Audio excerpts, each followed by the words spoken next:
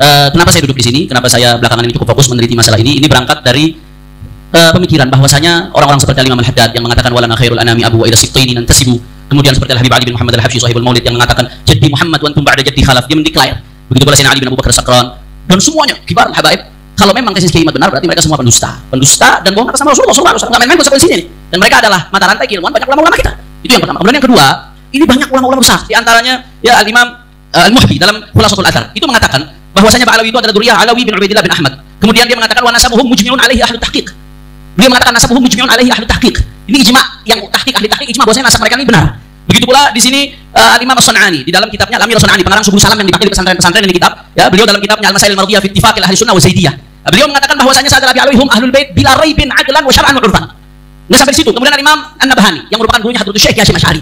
Imam An-Nabhani mengatakan apa? Bahwasanya ajma'atul ummah, sepakat umat Islam bahwasanya Sayyidina Abi Alawi kata An-Nabhani ashahu ahlul bait nasaban. Ini referensinya bisa dilihat di buku yang telah saya tulis di bulan Ramadan itu. Semuanya saya rinci karena nggak ada waktu untuk sebut satu. Ini berangkat dari kalau memang Kiai benar, apakah ini ulama ngomong asal-asalan? Ulama ini ngomong tanpa dasar asbun asal bunyi. Karena ini soal nasab Rasulullah yang ngomong tanpa dasar dusta. Dusta ini konsekuensinya ulama tahu dilaknat oleh Allah Subhanahu wa taala, bahkan masuk neraka titip ala alaihi Rasulullah sallallahu alaihi wasallam. Jadi ini berarti ada yang enggak benar. Nah, saya mulai bahas dari mana ini kita bicara soal ilmu nasab. Biasakan bicara satu ilmu dengan kaidah yang ada di ilmu tersebut. Jangan ngarang kaidah sendiri. Bagaimana sih cara isbat nasab? Ini yang mesti pertama kita pikirkan. Ajukan pertanyaan.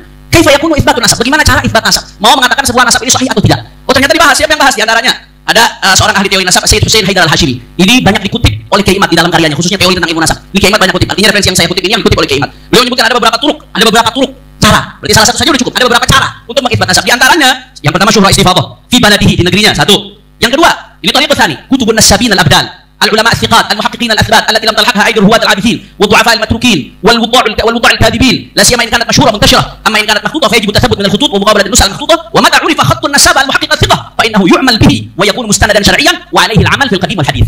Jadi salah satu yang penting di sini selain syuhrah istifadhah, nanti akan dibahas karena waktunya sempit saya enggak bahas syuhrah istifadhah. Salah satu cara isbat nasab, ada keterangan dari ulama nasab, enggak ada batasan harus zaman. Ini catat baik-baik. Jangan ngarang metode sendiri ketika bicara sebuah ilmu. Enggak ada keterangan harus sezaman. Bahkan di sini dikatakan wa ma ta'rifa khatun nasab al-muhaqqiq. Ketika diketahui oh ini ada satu nasab muhaqqiq yang diakui sebagai nasabah. Ketahui ini tulisan dia betul dan dia thiqah. Maka apa yang dia tulis jadi mustanad dan syar'iyan, jadi pondasi syariat untuk menentukan bahwa nasab itu sahih. Jadi itu yang pertama. Ketika ada seorang nasabah di kitab nasabah yang muhaqqaq yang sudah dipastikan, apalagi kitabnya muntasyir, apalagi diakui oleh ulama, dia menulis nasab, berarti diterima nasab tersebut sahih karena ulama nasab itu kalau menulis berdasarkan verifikasi nasabah. Kalau berdasarkan verifikasi ini enggak diterima dia nasabah. Karena kalau nggak ada ini nasab ini bukan kreasi, bukan ijtihadi. Nasab ini soal verifikasi data yang dari sebelumnya terus nyambung. Kalau dia nggak ada data, bagaimana dia mau nyantumkan? Makanya nasab itu diterima. Nah, berikutnya Syekh Ibrahim bin Mansur juga yang dikutip oleh Kiai Imad mengatakan qabulu da'wan nas fi ansabihim 'ala syuhrah wal-istifadhah wa syahadah wa salasil ansab wa aqwalin nasabin al-mu'tabarin. Diterimanya pengakuan nasab seseorang berdasarkan salasil ansab. Ada silsilah nasab. Kemudian nasab itu aqwalin nasabin al-mu'tabarin, ada perkataan nasabin. Nasabin mengakui nasab itu mu'tabar. Maka di situ berarti diterima. Nggak ada batas harus sezaman. Silahkan cari di kitab teori nasab manapun, nggak ada yang bahas harus sezaman ya. Ini catatan penting. Jadi kalau bahas satu ilmu, berdasarkan teori ilmu tersebut. Jangan ngarang teori sendiri. Jangan ente ngaji fikih pakai teori ilmu nahwu.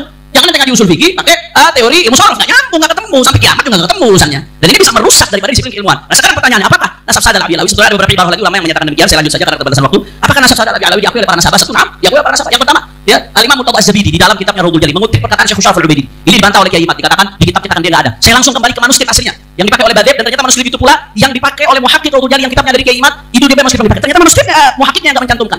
Keterangan Syekh Syaraf Al-Ubaidi yang wafat tahun 435 dikutip oleh Murtadha Az-Zabidi pengarang Syarhul Ihya Ithaf Sada. Beliau merupakan nasabah khatimatun nasabah fil qarni tsani 10 wa tsalits 10 keterangan para ulama.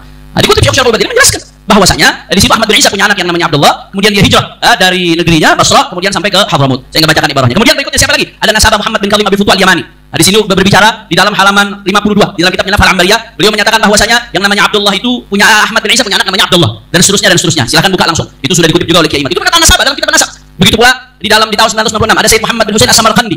Beliau mengutip di sini bahwasanya ya Sayyidina Ahmad bin Isa hijrah. Nah, kemudian punya anak yang namanya Abdullah punya anak namanya Alwi, lengkap. Alwi punya anak namanya Muhammad punya anak namanya Alawi lagi. Alawi punya anak namanya Ali Khalaq Qasam dan seterusnya. Wali Khalaq Qasam punya anak namanya Suhaib Mirbat. Muhammad Suhaib Mirbat punya anak lagi namanya Alawi wa Ali. Dan seterusnya sampai ke situ, sampai ke Abdul Malik di sini disebutkan. Sampai ke Abdul Malik. Ini yang menyebutkan nasabah di dalam kitab Tuhfatul Talib, yaitu beliau yang namanya Sayyid Muhammad bin Husain As-Samarqandi Al-Madani, seorang nasabah. Artinya sudah memenuhi syarat. Enggak sampai di situ ada nasabah Sayyid Qamin bin Syadqum, wafat tahun 1090. Ini salah satu kitab nasabah yang dirujukan. Di sini juga beliau mengatakan bahwasanya yang namanya Ahmad bin Isa di sini khalafat thalathah banin. Siapa thalathah banin? Abdullah wa Muhammad wa Abu Husain Ali. Dan seterusnya. Bahkan di sini mengatakan Abdullah punya anak namanya Alawi. Alwi punya anak namanya Muhammad lagi. Sampai ke situ. Sampai Muhammad bin Alawi bin Abdullah bin Ahmad bin Isa. Ini kesaksian seorang nasabah. Secara teori nasabah ini sudah selesai. Karena dia tidak melakukan ini kecuali setelah verifikasi. Andai kata memang ada keterputusan, rungkat, kalau bahasa itu ini rungkat. Kalau memang ada rungkat, yang pertama mendeteksi mereka. Karena mereka lebih dekat. Terus Terus mereka ujuk-ujuk gitu. Ujuk-ujuk isbat tanpa mendeteksi padahal nasabah. Haram mereka ujuk-ujuk isbat tanpa mendeteksi padahal mereka nasabah. Mal'un dilaknat oleh Allah Subhanahu wa taala sesuai hadis Nabi Muhammad sallallahu alaihi wasallam. Kemudian di dalam kitab Musyajjar al-Kasyaf yaitu Musyajjar Abu Alamah, dikenal dengan Musyajjar Abu Alamah. Ini beliau tokoh abad ke-11. Ini Musyajjar rujukan di Yaman. Di situ diisbat nasabnya Sayyidina Syekh Abu Bakar bin Salim yang merupakan bin Abdullah bin Abdurrahman bin Abdullah bin Abdurrahman bin Segaf. Itu sanadnya nasabnya sambung sampai ke Alawi bin Ubaidillah bin Ahmad. Di situ diisbat, tapi di situ tulisnya Abdullah bin Ahmad, Alawi bin Abdullah bin Ahmad. Diisbat oleh Musyajjar Abu Alamah dan isbatnya Musyajjar Abu Alamah ini dijadikan di Muqaddimah Khidmah Asyirah, di situ dilampirkan ada surat dari Imamul Yaman. Imamul Yaman itu kalau kita sekarang kayak presidennya Yaman. Kurang lebih di hampir 100 tahunan yang lalu itu bikin surat. Semacam seperti keputusan imam meng-ACC nasab Sadal Abdul berdasarkan Musyajjarnya Abu Alamah tadi. Karena dia mengatakan karena Musyajjar Alamah alaihi al-i'timad fi dual Yamaniyah. Itu jadi dipakai. Jadi bukan hanya sekedar Musyajjar Abu Alamah menetapkan di situ, tapi penetapan Musyajjar Abu Alamah isbat dijadikan dasar oleh Imamul Yaman di dalam menetapkan nasab Sadal Alawi. Kemudian sampai situ ya Nasabah Murtadha Az-Zabidi pengarang syariahnya sampai nulis kitab khusus Rawdul Jalil fi Nasab Bani Alawi. Bahkan beliau di dalam Musyajjarul Kasyaf Muhammad bin Ahmad An-Najafi ketika beliau alit Musyajjarul Kasyaf yang hidup di abad 9 sampai 10, ketika beliau ta'liq karena kitab nasab ini sifatnya update dan update nasabah itu diterima, Imam Murtadha Az-Zabidi mengupdate dengan kolomnya dan dikasih tambahan dari Murtadha Az-Zabidi bahwasanya Abdullah merupakan anak daripada Isa dan beliau mengatakan ya ilahuna yarji' sadatul Yaman min tariq Ubaidillah bin Ahmad tadi. Kemarilah kembali sadah Yaman dari tariq Ubaidillah bin Ahmad. Dan belum lagi sejarah dari internal keluarga Alawiyin yang turun-temurun secara sistematis, saya katakan tertulis terlembaga secara sistematis dari Sayyidina Ali bin Abu Bakar As-Sakran sampai detik ini yang terus diupdate, dan itu kronologinya dimuat dalam kitab guru saya atau Shawrul Waqi' yang ditulis oleh Sayyid Amjad Abu Fudaim bin Syekh Abu Bakar bin Salim. Itu guru saya dalam ilmu nasab beliau. Nah, itu yang pertama. Jadi secara teori udah selesai. Ketika diakui oleh ulama nasab mu'tabar, ulama nggak menulis zaman. Ketika ulama nasab mu'tabar yang berarti konsekuensi ketika dia mengakui dia telah melakukan verifikasi yang menurut dia itu sudah selesai, nggak ada masalah.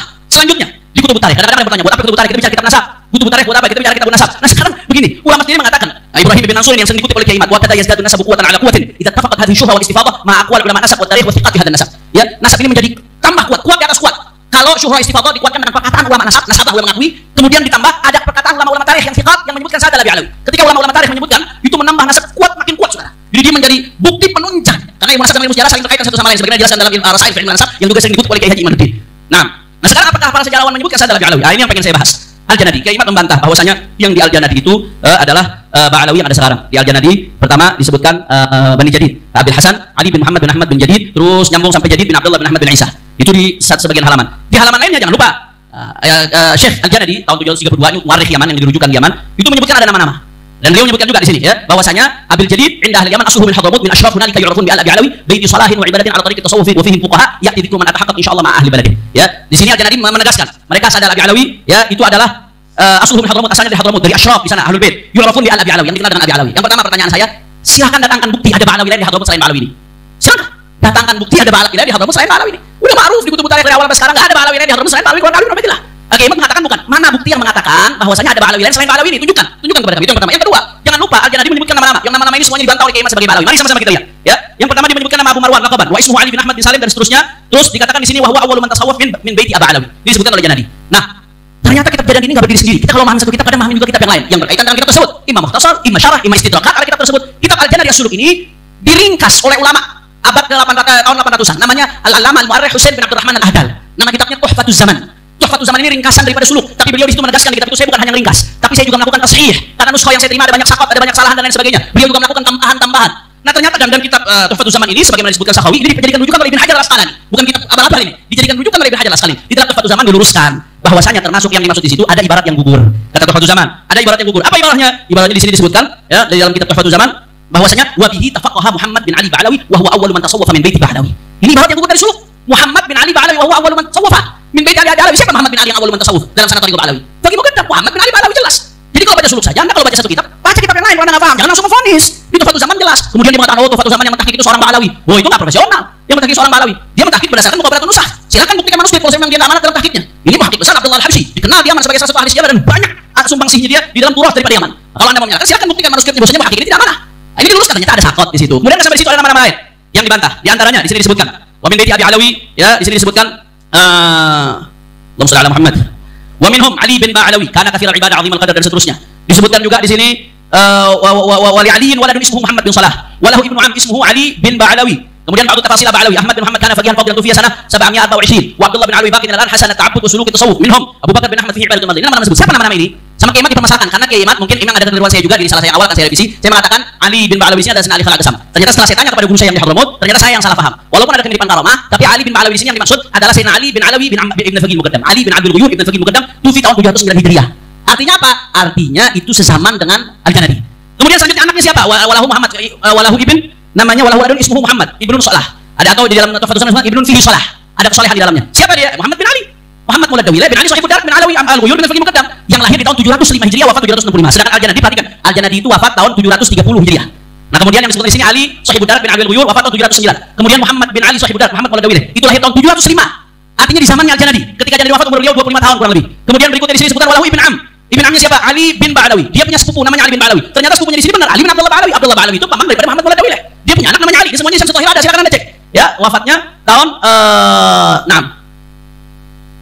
Nah, Ali bin Abdullah Ba'alawi adalah sepupu daripada Muhammad bin Ali Maulad Dawilah.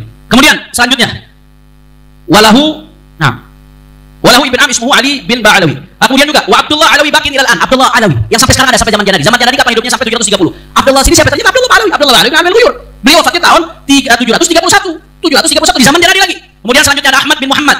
Ternyata Ahmad bin Muhammad adalah Ahmad Syahid bin Fakih Muqaddam. Silakan lihat di Syamsul Tahirah. Itu wafat tahun 706 Hijriah. Berarti di zaman Janadi juga. Kemudian Abu Bakar bin Ahmad. Ada Abu Bakar bin Ahmad. Yang maksudnya Abu Bakar al-Warith bin Ahmad Syahid. Wafatnya sama dengan ayahnya 706 Hijriah. Artinya nama-nama ini semua disebutkan di zaman Janadi. Gampangnya sedikit lagi. Ustaz, habis waktu. Menyempurnakan karena nggak sempurna ini. Keterangan ini. Minta 1 menit lagi. Cukup. Menyempurnakan. Cukup. Baik, Maaf. ini